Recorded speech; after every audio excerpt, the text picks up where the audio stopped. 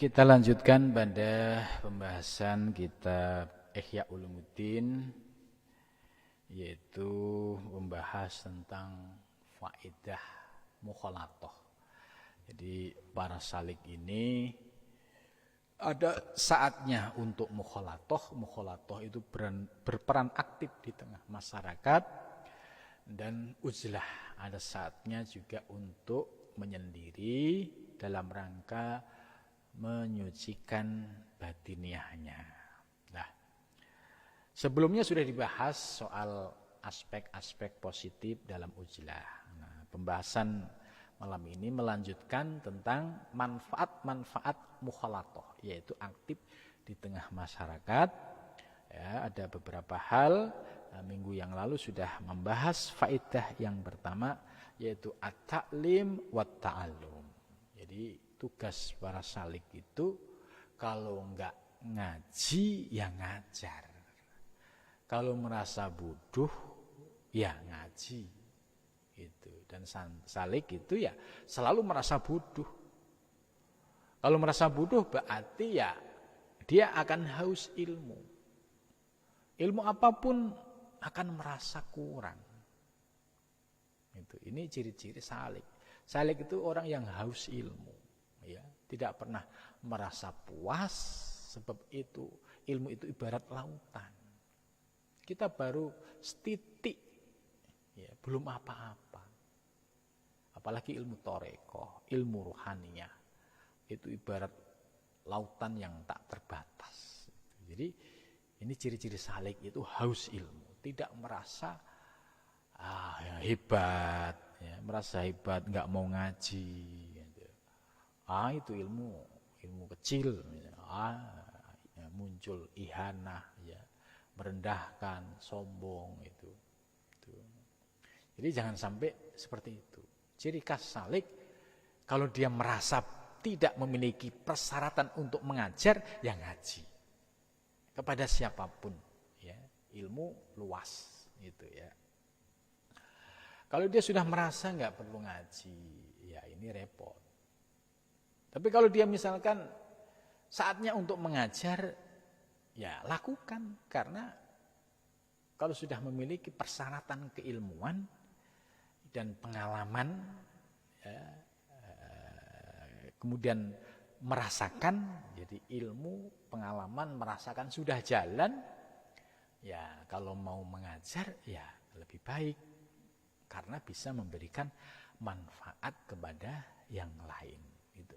Walaupun ibarat lilin, ya, lilin di tengah malam yang gelap gulita itu memberikan manfaat kepada orang-orang yang dalam kegelapan itu. Jangan pernah merasa kecil hati. Apalah artinya saya, gitu. Karena sekecil apapun ilmu yang kita amalkan itu akan membias, ya, akan menjadi bekal ilmu yang manfaat yang bisa kita petik di akhirat nanti. Ya, kemarin ya, kita melanjutkan pembahasan masih terkait dengan taklim wa ta'allum. Fal ilmu, maka bermula ilmu itu. Wa asluddin, ya, fal ilmu, maka bermula ilmu itu. Huwa bermula ilmu itu. Asluddin, pokoknya agama.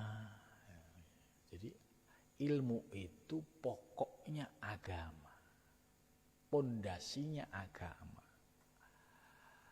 Maka orang yang beragama ya harus berilmu, supaya prakteknya ada dasarnya. Jangan semangat beragama tanpa didasari ilmu. Ini bahaya, ya. Fala khaira fi uzlatin, maka tidak ada kebaikan fi uzlatin dalam sebuah uzlah, uzlatil awam, uzlahnya orang bodoh, wal juhal. Uzlahnya orang awam, wal juhal orang yang bodoh. Ini menarik ini. Ya. Fala khaira, tidak ada kebaikan, ya, sedikit pun fi uzlatil awam, yaitu Ujlahnya orang yang awam, wal juhal, dan orang yang bodoh. Gitu. Jadi jangan sampai baru ngaji tasawuf seminggu 2 minggu, ya kan? Terus buru-buru pengen ujlah, gitu. Buru-buru pengen resign dari kantor, merasa wah di kantor semakin ruwet masalah begini. Terus kalau resign apa tidak tambah ruwet, ya kan? Itu. Jadi ini kalimat yang menurut saya kunci. Jadi kalau ilmunya belum mapan, belum mateng, jangan sekali-sekali ngambil ujlah.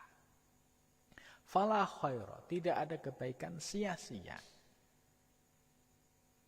Sia-sianya apa contohnya? Ya, contoh ini ada fenomena orang yang meninggalkan anak istri dengan dalih saya mau jihad di jalan Allah. Jihadnya tidak punya ilmu. Ya, keluarga ditinggalkan, tidak diberikan nafkah. Terus dia merasa di jalan Allah. Nah ini selamanya tidak akan mendapatkan apa-apa. Gitu. Ini fenomena ini ada. Ya. Maka ya namanya dia tidak punya ilmu, ya mau jelasin apa? Gitu. Nah, model-model semacam ini ya menurut saya ya perlu diberikan pencerahan ilmu, diberikan pemahaman ilmu yang utuh, diberikan bekal ilmu, dasar-dasar ilmu yang runtut, ya, supaya dia menjadi pendakwah yang komplit bekal ilmunya. Jadi pendakwah modalnya hadis cuma 2-3. Ya kullu bid'atin dolalah wa kullu dolatin finnar. Selain itu ya nggak paham. Ditanya kenapa kullu bid'atin dibaca kasroh, bingung, gitu kan. Nah ini kurang ilmunya ini ya repot juga, gitu. Kan sudah pernah saya sampaikan, saya ceritakan. Ada orang yang memahami ihya ya dengan cara otodidak membaca buku terjemahan, kemudian memutuskan untuk kholwat, gitu kan. Tidak dipahami secara utuh. Maka dampaknya pasti terbukti la khaira. Akhirnya setelah kholwat ngaku-ngaku menjadi nabi, ya. Karena ini dianggap ya membuat ajaran baru, ya akhirnya berurusan dengan polisi, gitu. Jadi inilah khaira fi ujlatil awam. Jadi jangan sampai muncul ujlah itu karena dorongan lain-lain, ya, atau dorongan pengen kesaktian, gitu. Jangan, nggak ada manfaatnya.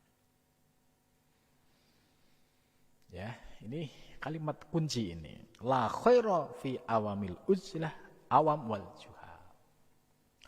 Bagaimana kalau ujlah atau suluk yang diadakan oleh komunitas Thariqah?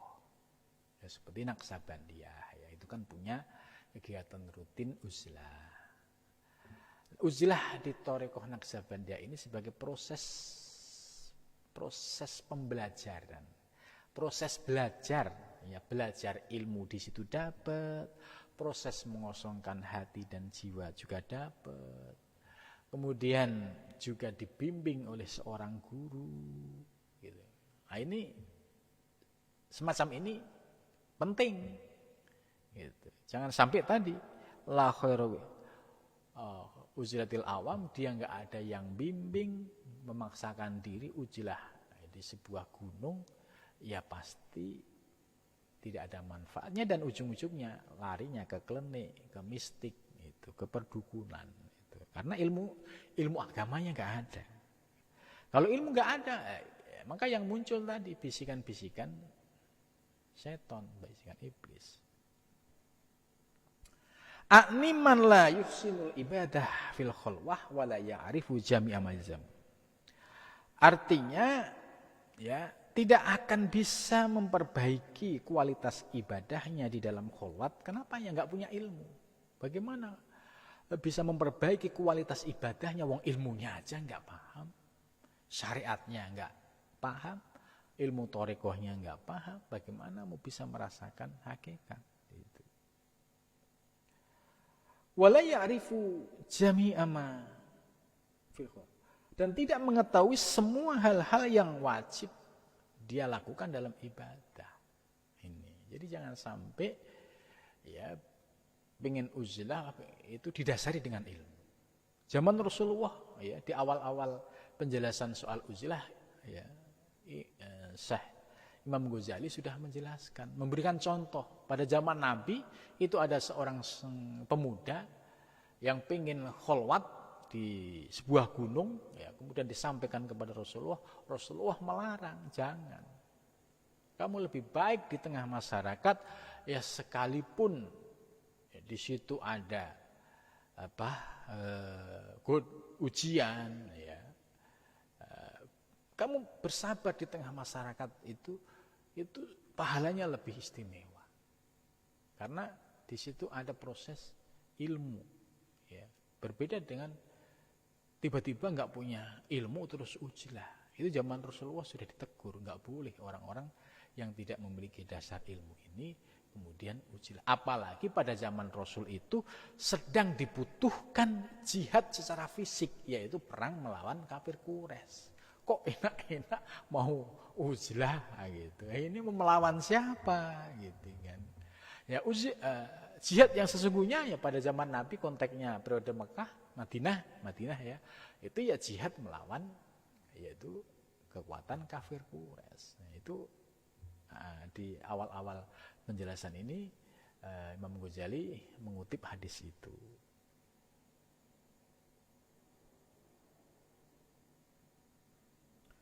Famimisalun nafsi ya, diumpamakan ya sebuah nafas jiwa. Qabla ayat ta'allamati ya, famisalun nafsi misalu maridin, seperti orang yang sakit. Orang yang sakit yahtaju ila tabibin, orang yang sakit butuh seorang dokter. Untuk apa? Untuk bisa mendeteksi penyakitnya. Kalau terdeteksi penyakitnya supaya ketahuan apa obatnya. Nah, ini yang paham ini ya Pak dokter. Itu. Ini.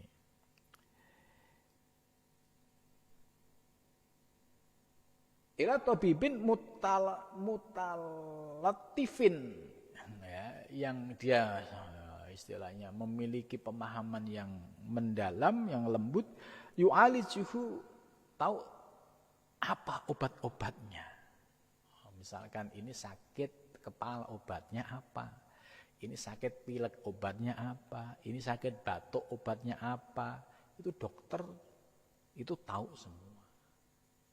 Jantung, obatnya apa, paru-paru apa, liver apa, itu semua ada ahlinya.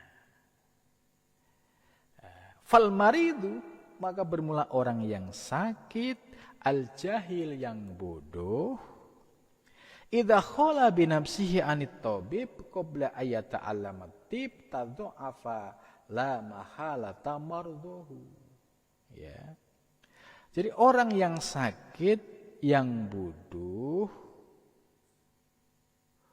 ya, kemudian dia tidak mau datang ke dokter. Dan juga dia tidak pernah mau belajar soal ilmu tib kedokteran, pengobatan. Tadhu'afa la mahalata marduhu, maka sudah pasti ya, kalau dia salah obat, salah dosis, bukannya sembuh tapi tambah parah bahkan mati. Ya, ini akibat ya salah dosis. Karena apa? Enggak ada ilmunya. Hanya kira-kira saja gitu. Fala talikul uzlah ila bil ilmi, maka tidak patut melakukan sebuah uzlah illa bil ilmi, kecuali dengan ilmu. Ini kata kunci. Jangan sampai sekali-sekali alasan ujlah tapi bekal ilmu tidak memenuhi. Apalagi ujlah bagi orang yang sudah keluarga, ini persyaratannya cukup banyak. Tidak sebab ilmu agama terkait dengan ilmu syariat, torekoh, tasawuf ini harus paham. Kemudian bekal lahiriah karena ninggalin anak istri, yaitu harus dicukupin dulu apa yang menjadi kebutuhan anak istri selama ditinggal. Nah kalau ini nggak dilakukan, nggak dipenuhin, ya cacat, nggak dapat apa-apa. Dia ujilah, tapi anak istri kelaparan nggak bisa makan. Yang dosa di orang tersebut itu. Jadi fala talikul ujlah ila bil ilmi, ini kunci. Jangan sampai para salik ya ke bawah hawa nafsunya. Wah kalau begini, kalau saya masih kerja nggak bisa fokus. Ya ini masih ya lagi semangatnya gitu. Nah, kalau sudah minta resign ini bahaya lagi. Wa ammat ta'lim, adapun belajar fafihi sawabun gitu. Pokoknya kalau mau ngaji pasti dapat ilmu deh. Kan janjinya dalam hadis Nabi kan jelas. Ya, man salaka tariqan yaltamisu bi ilman sahala wa tariqan ila jannah. Jadi orang yang mau duduk ngaji ilmu itu jelas jalan menuju surga. Dan mendapatkan ampunan dari Allah. Siapapun itu yang ngaji. Hadis ini berlaku untuk umat Nabi Muhammad. Siapapun yang mau belajar ngaji dapat pahala, dan ini sebagai bagian dari menuju jalan surga. Itu. Jadi tidak bisa diklaim secara sepihak. Ya siapapun, apalagi ilmu tentang akhirat. Itu ilmu tentang menuju Allah.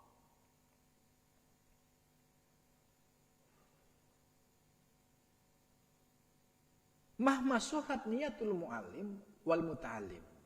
Jadi selama seorang murid itu ngajinya dapat pahala, selama niatnya di dalam belajar dan ngaji itu lurus. Ya niatnya ngilangin kebodohan, mencari ilmu untuk mendapatkan ridho Allah, gitu aja. Menghilangkan kebodohan, li'izalati jahli, kemudian untuk mendapatkan ridho dari Allah. Kemudian kalau berilmu ya untuk memberikan manfaat kepada orang lain. Jadi niatnya lurus. Jangan niatnya yang macam-macam. Wah, saya kalau berilmu nanti jadi orang terkenal. Wah, nah, ini niatnya sudah salah. Oh, saya pengen berilmu ini supaya nanti saya. Ini juga salah. Niatnya satu, menghilangkan kebodohan supaya mendapatkan ridho dari Allah. Nah, ketika ibadah itu punya dasar ilmunya gitu. Jadi ilmunya itu untuk bekal ibadah, bukan tujuan ya macam-macam. Wa mahma kana al-qasdu iqamatil jah, dan ketika tujuan seorang yang mencari ilmu untuk meraih jah pangkat wal istiksar dan ingin memperbanyak pengikut ya bil ashab dengan relasi-relasi ya wal adba dan para follower ya, fahuwa halakuddin, ini ya yang demikian ini adalah merusak agama. Ya, ini juga kunci bagi para salik yang belajar ilmu tasawuf, ilmu torekoh, ilmu hakikat. Tujuannya satu, untuk menghilangkan kebodohan supaya mendapatkan ridho Allah. Ilmunya bisa diamalkan. Jangan macam-macam niatnya. Seperti, wah saya kalau pandi ini ya nanti dapat kedudukan ini. Ya, sudah membayangkan kedudukan dulu. Oh, saya nanti kalau udah punya ilmu ini, wah nanti istilah kabeh, wah saya akan banyak relasi gitu. Ini sudah menjadi tujuan. Nah, kemudian berikutnya wal adba, oh, kalau saya punya ilmu ini nanti pengikutku banyak gitu. Followerku banyak, subscriberku banyak. Ini kalau menjadi tujuan orang-orang yang dakwah di media sosial. Karena itu fahuwa halakuddin. Ini sesungguhnya kerusakan agama. Gitu. Jadi dakwah di medsos oke, tapi menata niat untuk lillah ini pondasi dasar.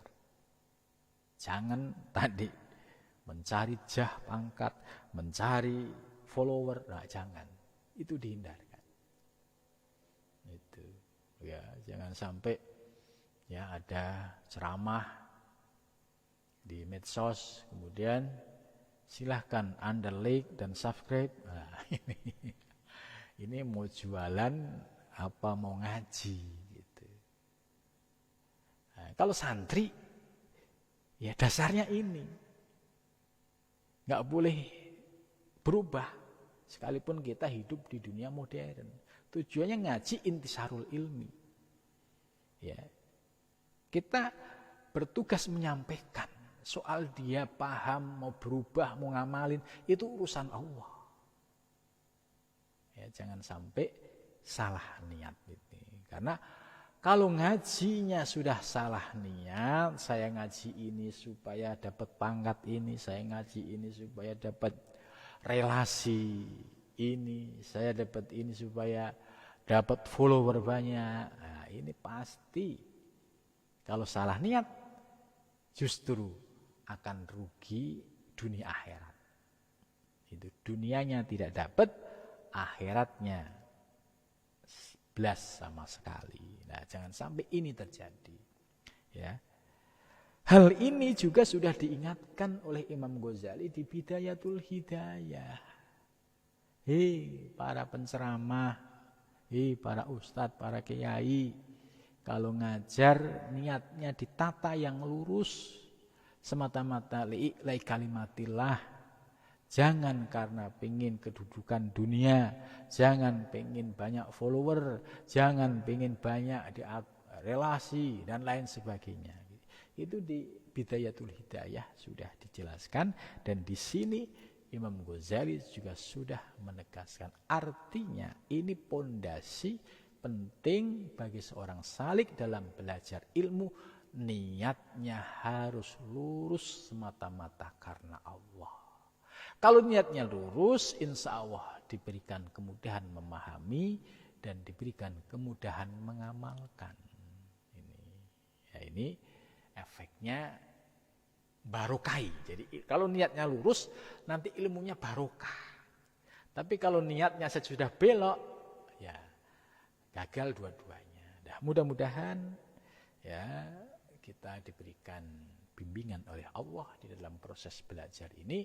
Niat kita selalu ya dibimbing oleh Allah, ditata, diluruskan.